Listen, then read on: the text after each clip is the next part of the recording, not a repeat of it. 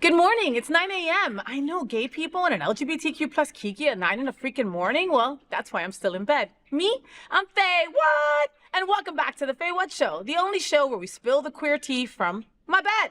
This program was created by Hotspots Happening Out. The FayWhat Show is America's first LGBTQ plus morning show, and I'm broadcasting live and also available on demand. In 2025, our Hotspots magazine celebrates 40 years of documenting the LGBTQ plus experience. It's the largest publication of its kind in Florida and one of the oldest in America. Happening Out Television Network's Queer News Tonight is celebrating over 11,000 television stories and more than 11 million streaming views so far in 2025, and we're not done. It's the most watched LGBTQ plus news and information show in the world. Hotspots Happening Out will be producing some of the most incredible LGBTQ plus events, including Wilton Manor Stonewall Pride and Pride Fete. We represent the same model of PBS and NPR. We are a nonprofit 501c3 organization whose mission is to educate and serve the LGBTQ plus community. It's Tuesday, November 4th, 2025. We have lots of fun things to talk about, so come on, let's go.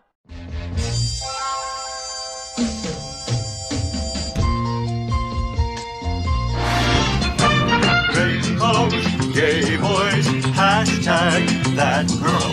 Sunbeams, drag queens, L-word. Is that girl the girl of all our dreams? She's everything that every girl should be. Aqua, South Beach, hashtag that girl. Pride-filled, tea-dance, Wilton. Is that girl Latina, but she's universal too. If you find a girl to love, only one girl to love, then she'll be that girl too. That girl. Good morning, mi gente. Grab your coffee and your crystals because today's guest is someone who puts the divine in design and the holy in holy fabulous. He is the senior minister at My Unity on the Bay. It's not My Unity on the Bay, but you know, I call it My Unity on the Bay, right? The place that has been my spiritual home since 2001. And honestly, I would not be me without this community. He's been my spiritual rock through my breast cancer journey, through my sobriety, and every one of my dear God, what now texts that I usually send him. He just celebrated a birthday. He just survived an Ask the Minister Sunday where people could ask anything, and that takes a lot of courage to do that. And he's leading the way in faith-based activism right here in South Florida. Please welcome my friend, my pastor, my hero, Reverend Juan De Liero. I love that. Thank you for having me in bed again, Faye. Oh, I'm so happy to have you in bed with me today. Who gets to tell that to their reverend? You know what I mean? Like, it's just like, oh, this will be the third time I think that you're on my show. Do you remember the first time? It was like when my show was in my second bedroom. Well, you know what? Each time it gets a little easier. Each time I get a little bit more comfortable in bed with you, you know? Aww. I start to learn the ropes. Yes, yes. So let's talk a little bit about welcome back to the FayWhat Show, Thank Reverend you. Juan. Thank you so much for being here. I'm still in shock that you let people ask you anything. I have to start with that, right? You know, like if it would have been me, I would have started with like a pre-approved list of questions that could be asked and what to stay away from and what was okay. And you just were like, whatever comes, I'm good. Well, you know, first of all... You're smirking, so... Well, as you remember, it took a while for me to get comfortable enough, right? Like the first time around, we had people send in the questions ahead of time. So we kind of knew what was coming. And I think part of it was just, you know, wanting to be prepared. Yeah. But this time around, I just felt like this is what we do. We have conversations about what's coming up for people, what's coming up for me. And I don't have to be right.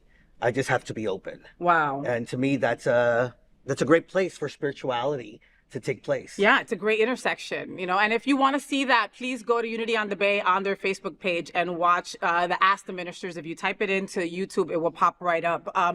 And like I love that the questions were personal, but some were spiritually based and some were WTF, what do I do? You know what I mean? And we were okay with just being able to at a moment's notice, you just answer at the right there. But isn't that life, right? Like sometimes we ask questions of ourselves and of others that are spiritually minded and remind us of our connection with God and with each other. Sometimes they're just off the cuff questions, and sometimes there are things that come up that we're like, what the F? Yeah. Right? Well, I mean, and that's true to life, And like when I first heard, they've done Ask the Ministers a couple of times in the past, with our last minister, Reverend Christopher Jackson. Hi, Chris, how are you? And I would always see it as a congregant. I would always sit to watch it, right? And when I heard from Jason Weeks, hi, Jason, that you were going to do it again, I'm like, this is what I do. Can you let me be the asker? Like, can I kind of interview? Can I get the questions from the audience? What can I do? And I was so happy to be able to be a part of that, So thank you for allowing me to do so. Well, it's sometimes also easier to trust you asking the right questions while you're on stage with me and the platform with me than when you're off to the side. So it was part of my safety maybe too. He's smart. Oh yeah, there were some questions there that I was like, I'm not gonna ask him this. Are you crazy? Yet every single question that was not answered live, Juan went back and answered anyway. So I could only imagine how that went. Let's start with a little bit about Unity on the Bay. All right, it's such an inclusive, loving space. BIPOC, immigrant, LGBTQ+, everyone belongs. How do you create that kind of spiritual home in today's world when so many churches are still stuck in fear, in just basic fear and judgment? I think part of the ways in which we've done that is just the beauty of our spiritual teachings, which is about the unique and diverse ways in which God shows up in life and shows up in community. And so, there's not much othering that happens not only within Unity on the Bay, but within the spiritual movement of unity, because we're all unique, worthy expressions of God. Yeah. And so it really is about living into our values and living into our teaching. And I think that, we continue to see how it unfolds and just try to be as open as possible and as welcoming as possible, and make sure that people feel not only honored and represented, but also celebrated for who they are. And, part of the beauty, I think, in Unity is that we also let people know, like, come as you are and take what, you connect with, and that you feel can be useful in your life and lead you to have a healthier relationship with others around you, with God, with the God of your being.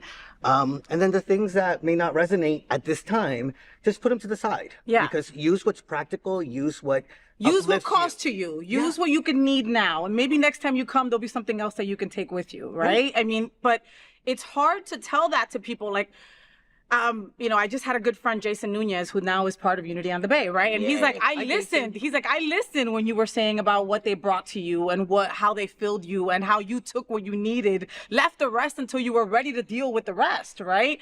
My whole life, every single stained glass, beautiful church in the front said all are welcome. But then once you walked in, that was not the case, right? So you get all these reformed or people or Catholic folks that are healing from that, right? That are kind of like, I don't know, right? And then once they walk through the doors, I just got to get them through the doors. Yeah. Once they go through the doors and they see that Unity on the Bay is a different kind of church, they take what they need, right? And it's a beautiful way. And you've given that. You've given the red carpet the ability for people to walk in and get that. Well, I appreciate that, because I think it's not only part of our teachings and the way that I am meant to show up, I think it's also returning the favor, because somebody did that for me, and because of that, my life, as you know, is so much more blessed. I thrive more. I have better relationships. I love myself more. And I know that I'm here with a divine purpose, as all of us are.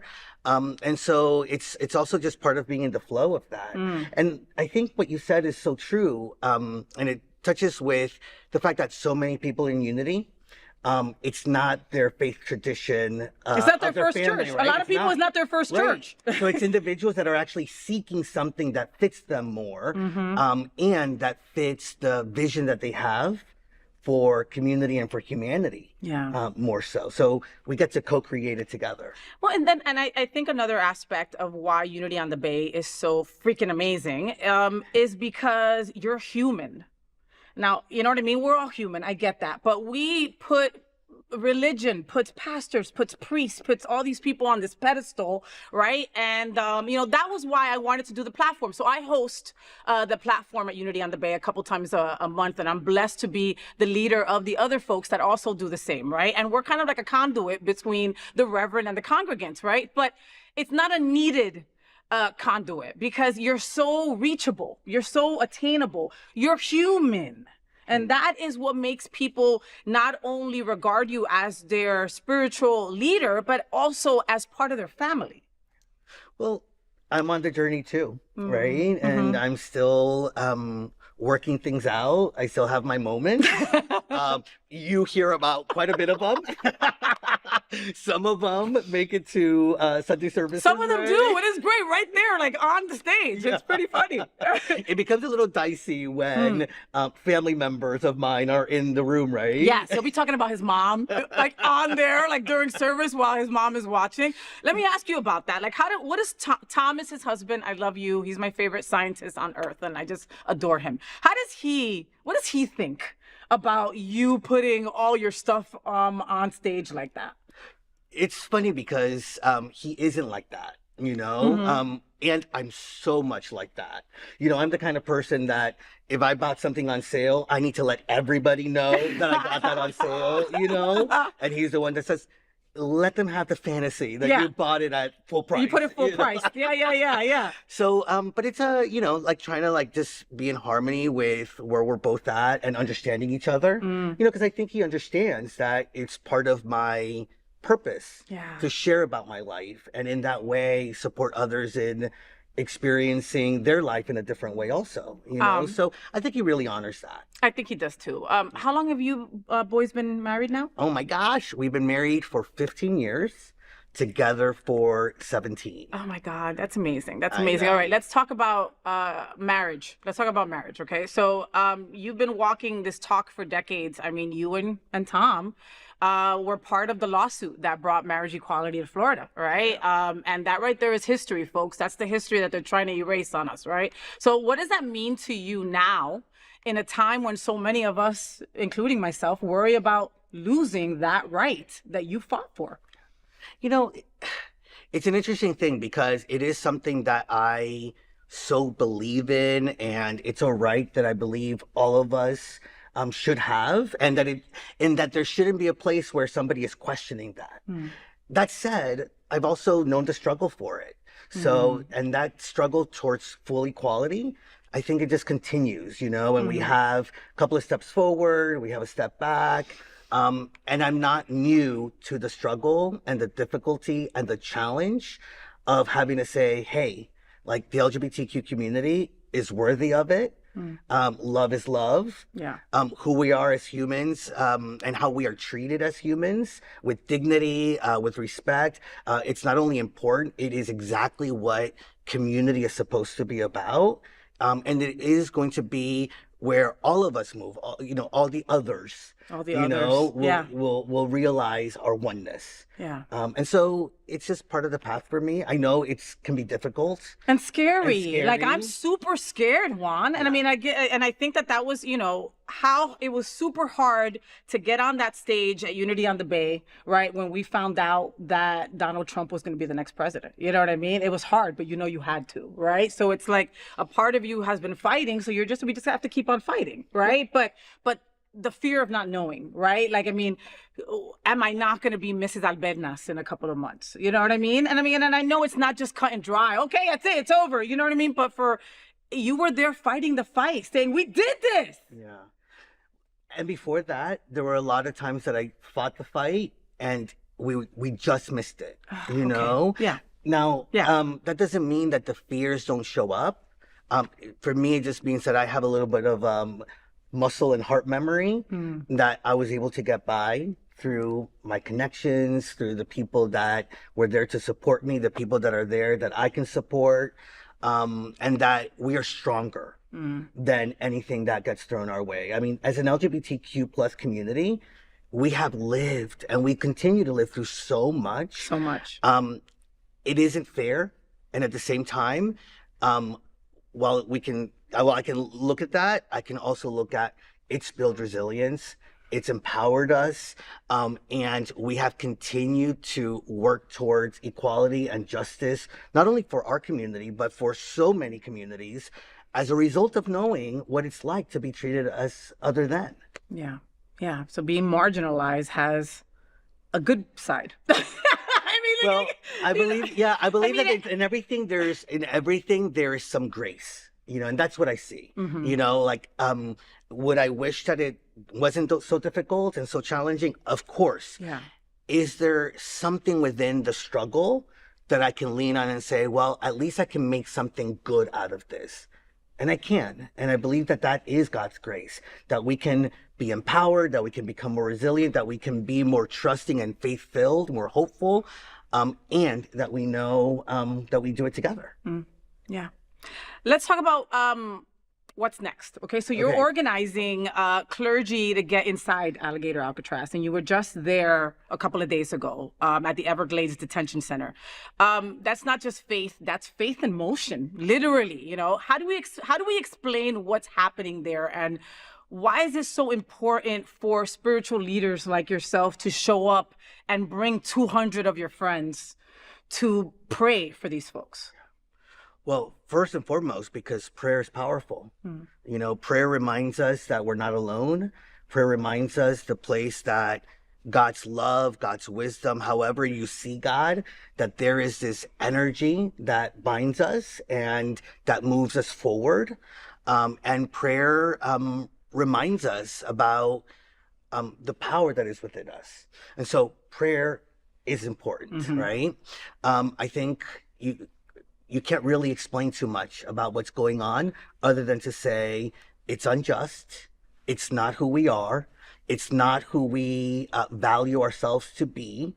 And in the face of injustice, we can't be silent. Love in action, right? Yeah. And this is the way that we make God known to others, by being that love in action and by speaking up for people and doing the work of honoring all people. But you're not doing when somebody's like, I need to find a job. It'll all be in God's time, right? You're not doing the spiritual bypass either, because you're praying, but you're also getting all other folks together and you've signed something, right? And you're demanding to get inside. Did I explain that correctly? Yeah. There's a group of 8 of us that were the original signatories to this letter that we sent to Director Guthrie. And actually, we call that office every morning, afternoon, and late afternoon to check in as to whether they still have they have any response to our letter seeking to be let in. So, I mean, it's such a simple thing. It's to be there to support others that are in the detention center with prayer, with pastoral support. It's nothing. Well, I was going to say it's nothing huge, but it is huge. Yeah. But it's nothing that should ever be questioned. Especially when people are facing such fears.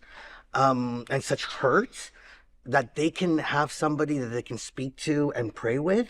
I mean, that's just such a basic right. It really is. And so we're on it. Over 100 clergy have now signed on in support of this. Wow. And we call that office every single day to just check in and say, hey, we're still waiting to hear back. And we will continue to call you. Because, right now we're on the Sunshine Cathedral Plaza, and Darrell and Robert alternate with Unity on the Bay and you going down there also. So, I mean, it's, we're not taking it, right?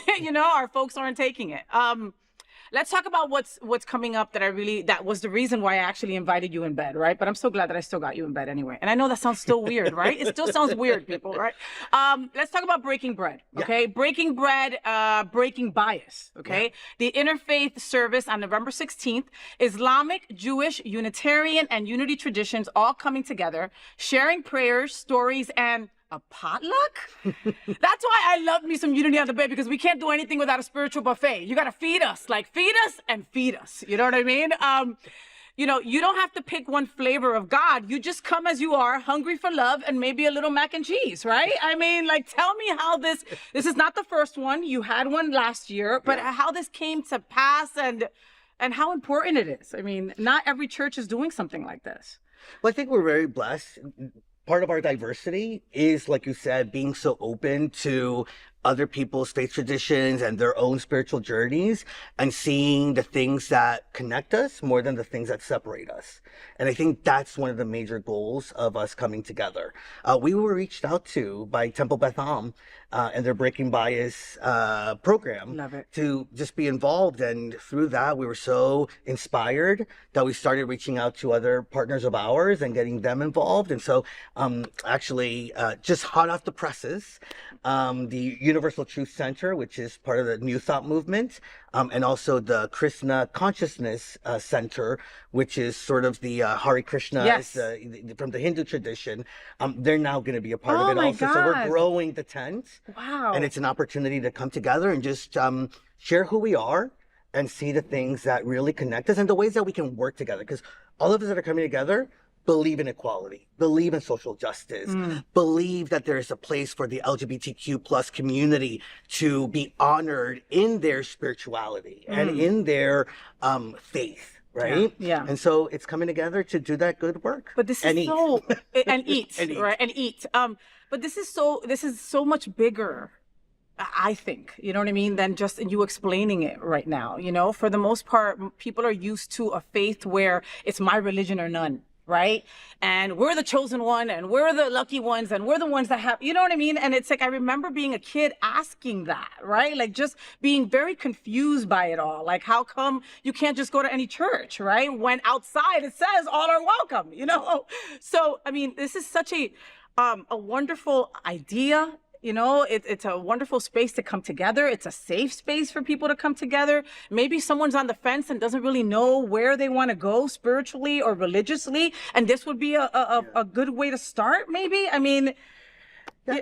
I think it's part of healing, especially within our LGBTQ plus community. There's been such religious trauma that any opportunity that we have to be around faith traditions that celebrate and honor us is part of the healing. yeah. You know, I also think that part of it is so many world religions are focused on, you know, what happens after, you know, we're in this plane and, you know, heaven, you know, in the afterlife. And as you know, at Unity on the Bay, we're really focused on how do we create heaven on earth. Right now. And so, you know, that can't be done by just one person or one group of people alone. For it to be heaven on earth, we have to create a just world that works for all, where all of God's children, all people, just feel welcomed and lifted up. Yeah. And that happens by connecting with others. That happens by reaching out and reaching in. And God, you know, it's surprising. So I have this shirt on and it I says, love it. right? And what does it say, Ref? Oh, hold on. Love yourself and be kind. Okay, love yourself and be kind, right? So there is a day every year that it's like Be Kind Day, right? What was Yeah. it? What's It's in February. But what's the name of it? It's not Be Kind Day. It's Random Acts of Kindness. Random Acts of Kindness Day, right? And so Unity on the Bay every year takes a group of us and drops us off somewhere, right? And says, go be nice, right? And gives us stickers and flowers and candy and, you know, and our shirts. And we go out there looking like, you know, like we're like, yeah, you know, and you're surprised by the fact that people don't know how to accept a compliment sometimes, or don't know how to accept, happy to see you. Wow, great shirt, right? You know, and it started off very like timid, right? And it ended up so joyous, where we ended up giving people hugs and people were just taking pictures with us. And we're like, wow, we want to do this in our neighborhood. Yeah. You know what I mean? That's how you elevate folks one at a time. And I think that's how Unity does it. Well, kindness grows. Kindness Kindness grows. And, you know, you're experiencing that because it is, we were timid at first, other people were timid at first, but then as the energies just kept building, we weren't so timid. We were more weren't. excited. We had And- runways going on and people catwalking and like having a fabulous time with their children. And weren't people also more open to it? Yes. You know, even though they hadn't fully seen it, they experienced the energy and the Yes. consciousness of it, Yes. and they felt more aligned to it. And I mean, it's just kindness. It's amazing to me that people can be surprised by Yes. somebody being loving. It's free. And here we are to model it and to share it I love that. and to receive it. I love that. All right, Reverend Juan. So here at the FayWhat Show, you know that I always love to play games. So we're going to play a game with you before we let you go called Holy or Hell Nah. Right? You ready? Okay. So it's called Holy or Hell Nah, and I'm going to throw out a few situations, and you tell me if it's holy, as in yes, bless it, or if it's hell nah, as in we need to sage the energy away for that. Okay. All right? You ready? I'm more nervous than I was as the minister. No, he's not. He's playing. Just because this is live doesn't mean anything. Candy Crush before morning meditation. Blessed, blessed, blessed be. All right. So then holy, right? So Holy. holy or hell nah. Okay? I'm on level 8,943. It's gotta be holy. All right. Got it. Okay. Talking to Alexa more than your husband. Holy or hell nah. Hell nah. Even though he might want it sometimes. Sorry, Tom. Getting matching tattoos with your congregation. Holy or hell nah? Hell nah. We don't know what kind of tattoos the congregation may want, and I gotta have the ability to say no. It would be cool if it was Reverend Juan's face. I'm just saying. A Real Housewives Bible study. Holy or hell nah? Holy, holy, holy, blessed be. Call me. I love it. I promise we'll get to the Bible at some point, but I do have some questions. Okay, flirting during fellowship, right before the service. Holy or hell nah? Hell nah. Don't ask any more questions. Okay. Well, wait, me or other people during fellowship? Other people. Oh. Other. Wow, Tom. This is why this is why I was nervous. Other people. Blessed. Blessed. Holy. Do it. Do it. And then flirt with people outside of services and bring them to the fellowship. Oh, I like that. All right, there. Praying for your ex, but secretly hoping Carmel handles it. Holy or hell yeah? Can we split it up and say holy for the first part and hell nah to the second part, although I understand. When I first got sober, right, I had to learn to pray for my ex, right? So I would pray that she fell down the stairs, right? It's been a long time, Reverend Juan. It's been 10 years since that. I still pray for her, and I don't add the second part to it. Okay? Pa que lo sepa. I'm just saying. But you see, we evolve, right? I'm just saying. It's a journey. It's a journey. Having your dog blessed in a Louis Vuitton carrier. Holy. Turning your sermon notes into a TikTok dance. Oh my gosh, I love dancing. Holy, holy, holy. Yeah! Holy moly. What? Oh gosh, I just said holy moly. Was that so corny? But super cute. But holy moly, I want to do it. Let's do it. Okay, all right. Wearing sequins at the pulpit for the glory of God, obviously. If it gets through Faye, because she is one of my dressers on Sundays, then it's holy. It's me and my best friend, Michelle. She knows, right? Yeah. Lighting a candle for peace and another for better Wi-Fi. Holy or hell nah? Triple holy. Right? Yes. Okay. Yeah. Okay. Saying namaste to avoid saying not today. Holy. We do what we can. We do what we can. Small steps at a time. All right, so really quick, last question. I know, right? It's just it's really hard to get him in bed. So my last question has been 3 questions before. Last question. Unity of the Bay has a new location, and we couldn't be happier. After being in Edgewater forever, then moving to the incredible Temple Israel, that has been our home for the last almost 5 years. Thank you for everything that you've done for us, Temple Israel. Are you excited about the blessings that are coming our way? How do you feel about this new move, this new building? Like, are you overwhelmed? I know it's going to take a lot for us to be there, but how do you feel? How does it wash over you? First of all, I loved washing over you. I'm like, I saw myself by the river, wearing all white. Okay. I feel so excited. It's a lot of work. And, creating dreams, living into a vision, living into and manifesting the visions that you've held for a long time. It takes work, and it takes faith. Yes. And we're swimming through it all, and it's going to be amazing. And we can't wait to have you join us in the new location in Miami Gardens. Although that's not going to be till next year, middle of next year. So in the meantime, come and be a part of Unity on the Bay now. Yes, at Temple Israel, because right after you can go to Wynwood and go to our house for brunch. It's so perfect, I can't even tell you. So at the new place, I'm going to get my dressing room, the juice bar, and a teleprompter that I asked for. We'll talk about that another time we find ourselves in bed. That never happened. Oh, now I get it! Now I get it! Reverend Reverend Juan, you've been such a force for love, for justice, and for showing us that spirituality can be inclusive, joyful, and real. You remind me every day that faith isn't about perfection, it's about connection. So if someone out there is feeling lost or disconnected or unsure where they belong, what would you say to them? I'd say that, in all journeys, there are ups and downs, and let unity on the bay and let the connection that you have with the God of your being be what continues to support you through it, uplifts you, reminds you that you're worthy, that you are here to be celebrated, you're here to thrive. And if I or Faye or Unity on the Bay can be a part of that for you, we'd love to welcome you and create heaven on earth for all of us together. Amen. Juan, thank you for all you do for me, all you do for everyone. Thank you for reminding me every week that divine is right here, right now, in all of us, even sometimes that we don't feel that it is, right? Well, thank you for also not only being a witness to it, but for being a mirror to it. I find the same inspiration in you, and I love you for it. I love you, Reverend Juan. Reverend Juan, please do me a favor and give them your best FayWhat. FayWhat?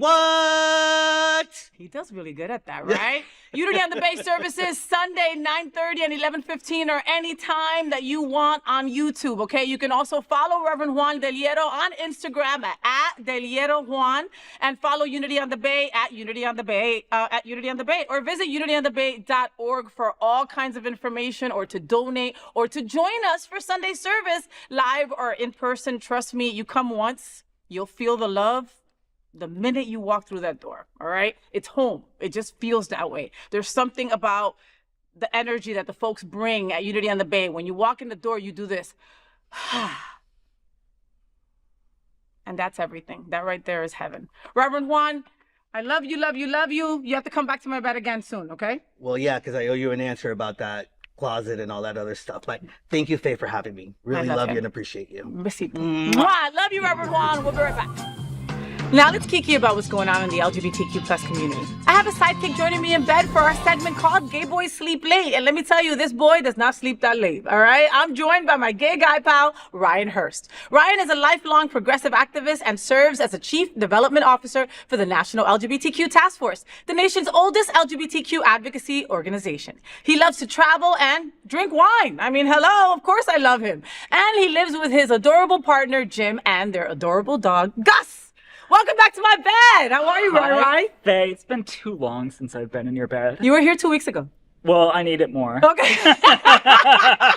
Well, thank you so much for being here.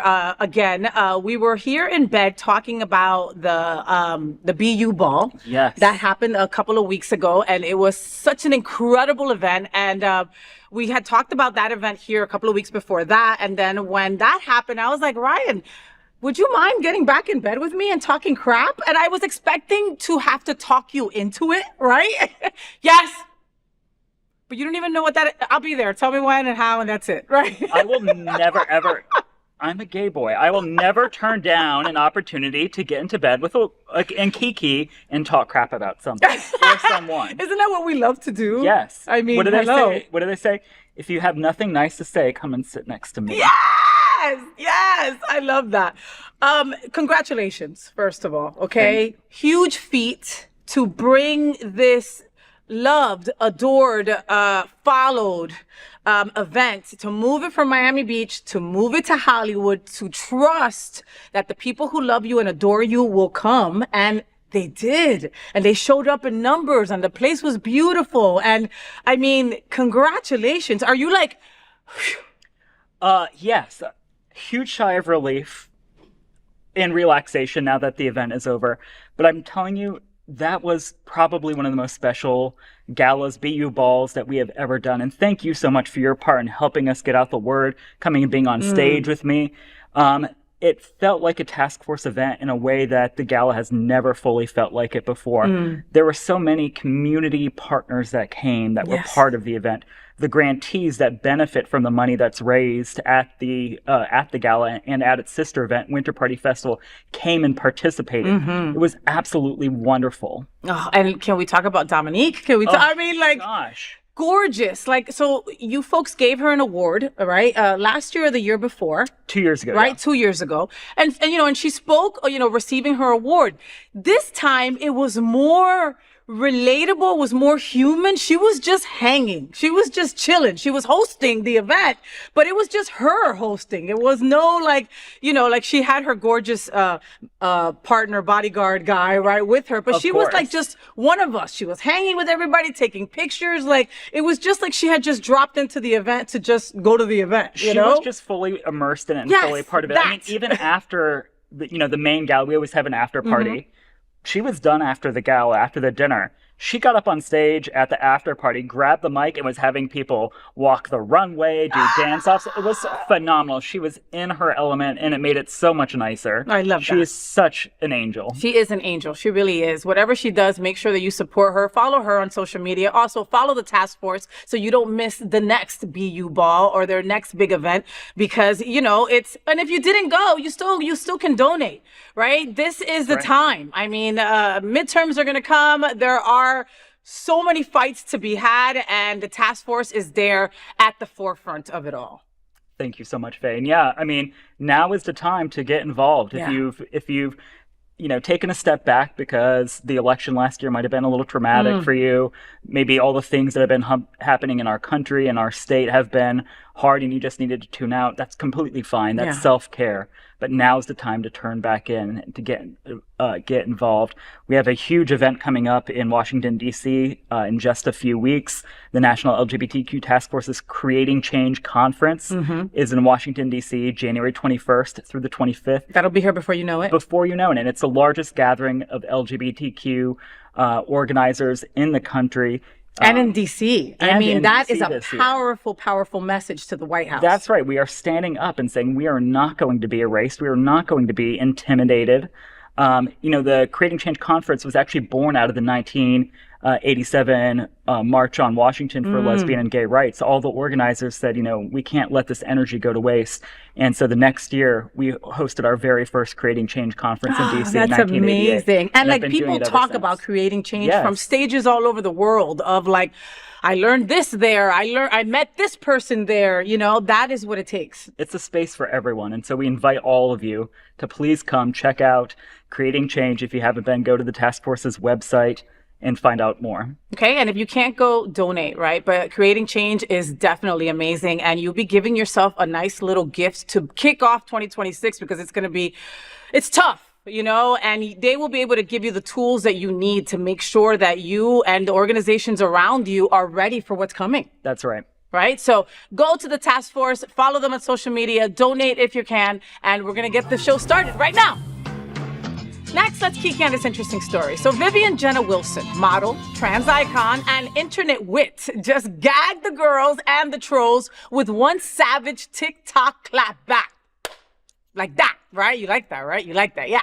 So when a commenter demanded to hear her real voice, Vivian didn't just respond, she performed. With the confidence of a 5-star chef, she dropped her pitch to Stray Kids, God's Menu, and rumbled, cooking like a chef. I'm a 5-star Michelin. Channeling rapper Felix with zero hesitation and full camp energy. Fans lost it, comparing her to Corpse Husband, and honestly, they weren't wrong. Vivian even joked she almost burst out laughing mid-performance. Once again, she reminded everyone she's not here to justify herself. She's here to serve content, comedy, and confidence. Watch this. Honestly, sure. Why not? You brought this cringe upon yourself, though. I'm fucking bored. Cooking like a chef, I'm a 5-star Michelin. Me a Tro wanted Vivian's real voice, got dragged instead. What are we all talking about? What do you think? I absolutely loved that. I ate. She left no crumbs on None. that.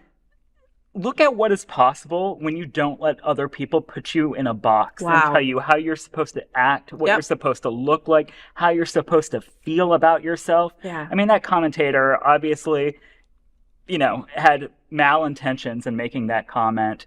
Probably hates something about themselves that they see in her That. and project that hatred onto her.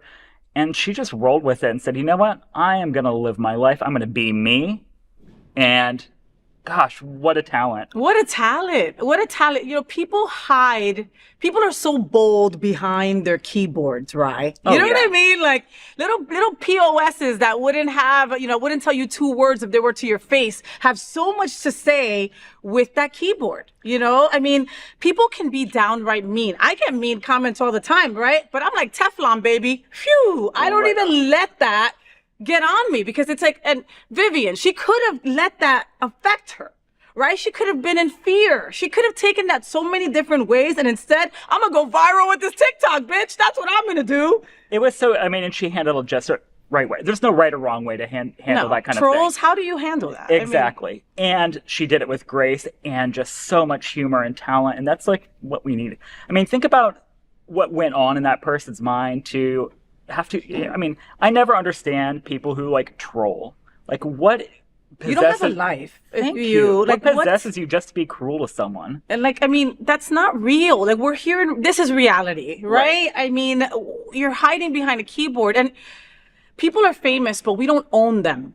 Right? Like, because someone is an influencer, because you see someone on TV, you see their daily routine, you see who they're with, you see how they're dressed, that does not give you a right to break them down or tell them, let me hear your real voice. Like, with what face? If this was in front of her and I was standing next to her, right, I could have like a reaction, because that's just so disgustingly rude to ask a trans person to let me hear your real voice. Like, it's mind baffling. I get chills of just how gross that is. And it's just like second nature to someone who's trans, because it's something that they have to deal with every day. And just think how much better it would be if everyone just led with love and led with kindness. Yeah. And compassion. Like, what is the point of it? Or what laughter. Or laughter and fun. Because Vivian is like, screw you, I'm gonna make fun of this whole thing. Like, you're a moron. This is an important conversation for our LGBTQ plus community. Help us tell these important stories by liking and subscribing to The FayWhat Show.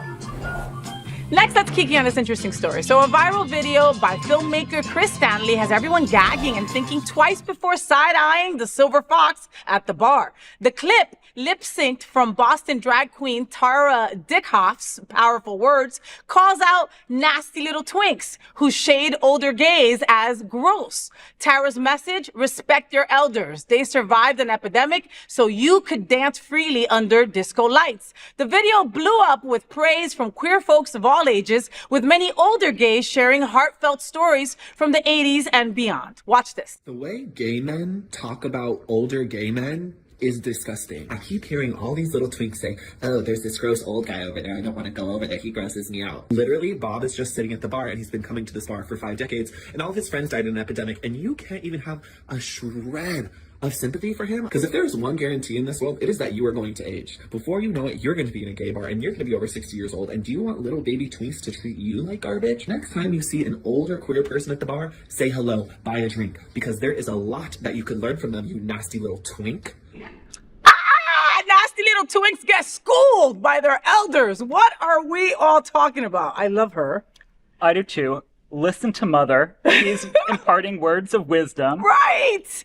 Why do we have to? Why are we like that? I mean, like, we hate ourselves sometimes. You know what I mean? And again, this is not everyone, of course, but you constantly hear the little twink gay boys, right, say things like that about older men. She just blew up their spot, basically. But it happens every day. We're such an ageist culture in LGBTQ. I think so too. And, so often when a movement self-implodes, the call is coming from inside the house. When we latch on to divisions within our own movement, within our own community, it's toxic to us. It keeps us from unifying against the real external threats and dangers.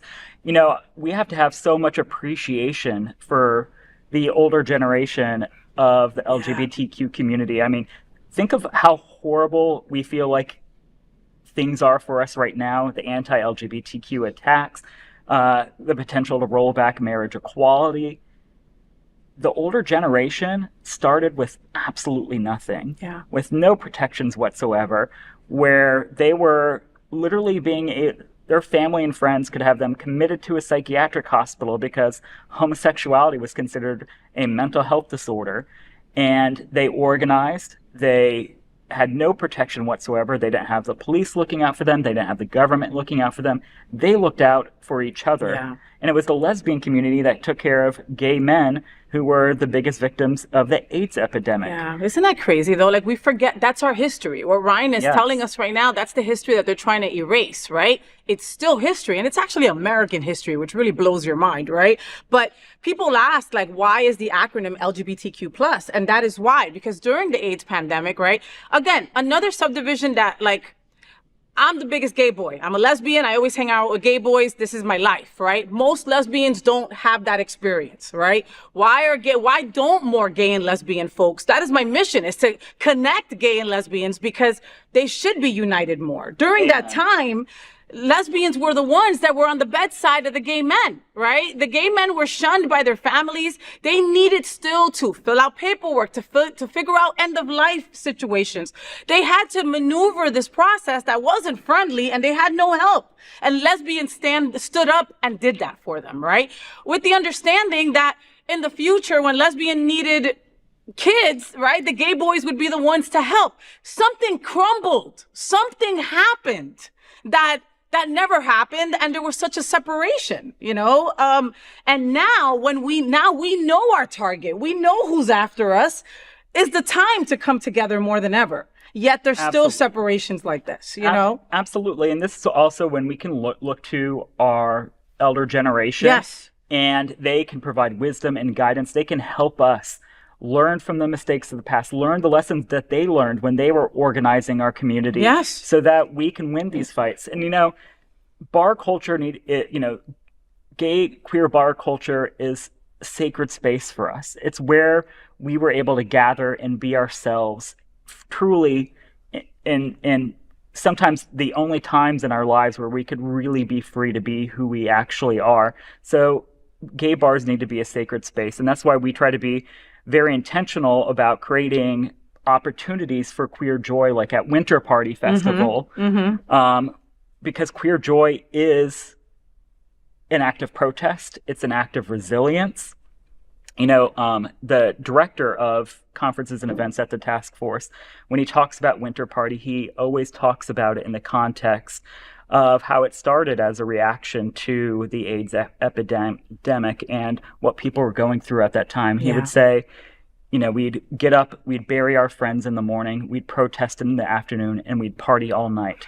The partying was a part of the healing and the resistance that was so necessary to the survival of us as of them. as people. Yes. Ryan, you can't. Imagine us just being with our friends like we normally are, and then 2 days later, somebody disappearing and somebody getting sick and then going to all these funerals. We don't know what that's like, and I don't want to fucking know what that's like. Amen. All right. Well, this is an important conversation for our LGBTQ plus community. Help us tell these important stories by liking and subscribing to The FayWhat Show. At The FayWhat Show, we need to help my gay boys. You know, they are the blood that goes through my veins. You know that. And in our segment called Dear FayWhat, I provide my expert lesbian knowledge and my vast experience as a living, breathing gay boy in a lesbian's body to help my fellow gay boys. This week, Spy Daddy sent me an email. Oh, Lord. Dear FayWhat and hot guy. That's you. So, I might be a terrible boyfriend. My man has been acting shady. Late night texts, work meetings that last till 2 a.m., and a new obsession with cologne that I didn't buy him. So in a moment of gay panic, I did what any rational man would do. I attached a tiny GPS tracker to my Frenchie's collar before sending him on doggy play dates with my boyfriend. Now I know everywhere they go. And let's just say my dog's been to more hotel lobbies than Paris Hilton. Sorry. Am I insane for wanting proof or just a gay Sherlock Holmes with trust issues? Be honest, Faye. Am I the problem here or is it him? Signed, Spy Daddy. Oh, honey. Girl. You know when I first started reading this, I thought like, okay, he went through his phone. You know what I mean? Like, again, which is still not cool to do, all right? Privacy is privacy. And unless he's allowing you to go through his phone, you shouldn't be going through his phone, okay? Because if you're looking for something in somebody's phone, you're going to find something. You know what I mean? Because, you know, we have text fun and all that kind of stuff, and things could be misconstrued and all that, you know? But this is on a whole different level than going through somebody's phone. He put a tracker on the dog. You don't mess with the dog. Imagine your boo doing that with Gus. I He's mean, a like, dog and accomplice. yes, yes. I mean, I have to love our gay community because we really do come up with some interesting things, and this is one of them. Like, straight people wouldn't think about putting the tracker camera thing on the Frenchie. I mean, what should he do, Ryan? Look, I mean, obviously, if it's gone to the point where you are bugging your dog to find out where your partner is going, I think you have bigger problems than infidelity. It starts with communication. Have a conversation if you're feeling insecure. I mean, one of the things I love about my relationship is I feel like I can talk to my partner about anything, even if I feel like I'm being ridiculous right now. And sometimes I am absolutely being ridiculous. Of course. But I want to tell him that I'm feeling like I'm being ridiculous. And let him be like, well, maybe a little bit. Yeah. And in a loving way, like, help me.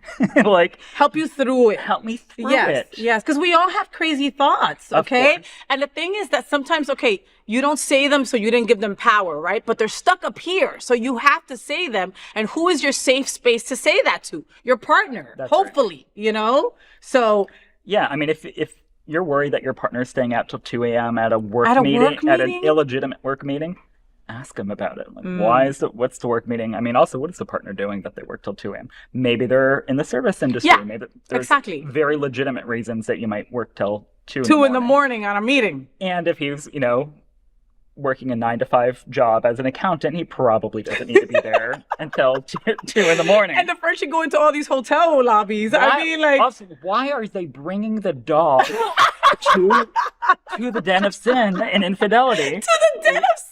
Leave the dog at home. Don't let your dogs... Listen, I can't have sex with my wife when the dog's looking, okay? Let alone you. taking your dog to, like, something... One's making the dog an accomplice in the infidelity. The other one's making the dog an accomplice in spying. What is this poor Frenchie? Won't someone think of the Frenchie? Think of the Frenchie. Listen, honey, it's not love. It's CSI Wilton Manners. I mean, like, you can't do that. That's not... we as gay people have a gift that the universe and the good Lord has given us. That's sixth sense, right? Not everybody has that. We have that. So if you're getting a sense that something's off, you're right. Something is off, but it might not be as awful as you think. Who knows? Like, take Ryan's advice. You gotta talk. I mean, yes.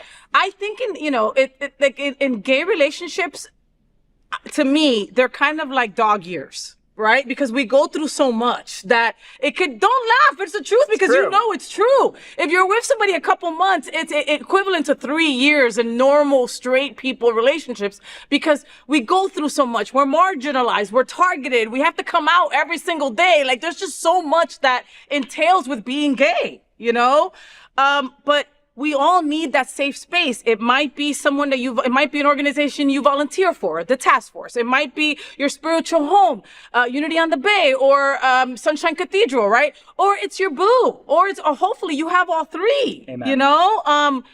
This guy ain't the guy for you. That's it. Have the conversation. Yeah. Your friend, she deserves it.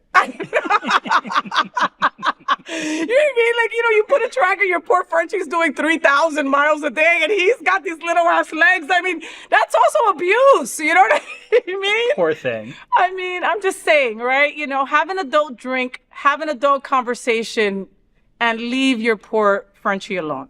You agree? I totally agree. Okay, well, keep writing and sending your questions over because we love to hear them. Send them over to FayWhat@happeningout.com. And that is an important conversation for our LGBTQ plus community. Help us tell these important stories by liking and subscribing to The FayWhat Show. Next, I want to get our week started off right by telling you some things that are really important to me. We call it Faye What's on My Mind. Okay, so can someone please explain fantasy football to me like I'm 5, but also like I'm fabulous, because I am. Because from what I gather, it's a game where a bunch of grown men pretend to own other men based on how well they throw, catch, or run with a ball. And y'all call it a fantasy. Apparently, people are drafting tight ends. And listen, when I heard that, I thought it was a grinder category. I'm out here Googling stats on men named Dak, Tua, and Josh, like I'm doing background checks before a date, but it's serious business. Folks out here are losing friendships, talking trash, and yelling at TVs like their retirement depends on it. I just want to know, when do we get a fantasy drag league? You draft queens based on lip syncs, runway looks, and shade throwing skills. Now, that's a sport that I can play. Until then, I'll stick to what I do best, which is judging tight ends from the sidelines, I guess, but for totally different reasons, all right? Ryan, fantasy football, you're into it. Explain it to me like I'm 5. No one would think this because I'm a little femmy, but I love fantasy football. Look, first of all, you can only have one tight end on the team. Okay. But you can have 3 wide receivers, and one of them can be a flex. Ooh. So yeah, no, you're exactly right. Your perception of fantasy football is correct. There's a whole draft process. We draft players from various teams for all sorts of positions, and I love doing that. Okay. And yeah, so you basically score every game based on how many times your player touches the ball, if they receive a reception, if they run with the ball, or if they score touchdowns. And basically you want your amalgamation of a team of different players to score higher than the other guys. And I'll tell you why I enjoy fantasy football. One, you don't really have to do anything once you draft, and once a week you set a lineup. You just watch it. You just look watch at it. Uh-huh. But also, everyone else in my fantasy football league, except for my partner and our friend Jeremy, are all straight men. And anytime I beat straight men at a thing that they feel dominant about, I am so tickled pink, especially because they always underestimate me. I won my league last year. Nice. I'm in second place so far this year. Shut up. 4 more weeks to go. I dominate fantasy football. Look at that. Listen, I'm so glad that Ryan was on the show today to spark me up about this. I need to tell the rest of my gay boys, right? They're always looking for straight boys to top. This is a great way to do it. Own the lesbian. Join my league. I will teach you how to do it. Also, Puka's a great wide receiver. Puka. Puka. All right. More to come on this, okay? I think we're onto something. We'll see. This is an important conversation for our LGBTQ plus community. Help us tell these important stories by liking and subscribing to The FayWhat Show. So that's it. That's The FayWhat Show. I hope that you had fun. Thank you so much to Ryan Hurst from the National LGBTQ Task Force for being here. The BU Ball was incredible. Creating Change is coming up in January. Follow them on all social media. Will you come back and be in bed with me again? All the time. Oh, yay. It was fun. It was. We have to bring Jim and Gus next time. Yes, I would love that. Jim and Gus, prepárate. Go find your PJs because you're coming in bed with us. I need to get a bigger bed. It's okay. We'll figure it out. Don't worry. Thank you so much for joining me in bed. You are for having me. Incredible. Thank you for everything that you do for our community. Thank you for having that amazing smile. Thank you for saying yes to being in bed with a crazy ass Amazon lesbian. Thank you. Thank you for having me. Love you, Faye. Love you. We'll see Ryan Hurst real soon for sure. Thank you so much also to Reverend Juan Del Hierro for being in bed with me. He is just such an incredible human, and I am just blessed to be part of his congregation at Unity on the Bay. I love him. So folks, I'm really passionate about trying to connect the L and the G in our LGBTQ plus community. Sometimes it's hard for us girls, but if we believe we are one strong community, then we must support all the letters of our LGBT and Q+.